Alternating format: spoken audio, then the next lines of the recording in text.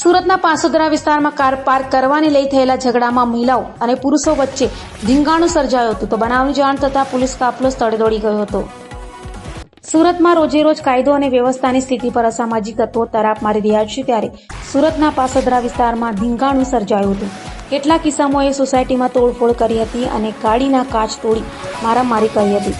સોસાયટીમાં car park કરવા બાબતે થયેલી બોલાચાલી બાદ મહિલા અને પુરુષોએ સોસાયટીમાં તોફાન મચાવ્યું હતું અને બેટ, પથ્થર તથા લાકડાના ફટકા વડે માર મારવામાં આવ્યો હતો, જે સમગ્ર ઘટના સીસીટીવી કેમેરામાં કેદ થઈ હતી. તો હાલ સમગ્ર મામલે લસકાણા પોલીસે રાયોટિંગનો ગુનો નોંધી તપાસ હાથ ધરી છે.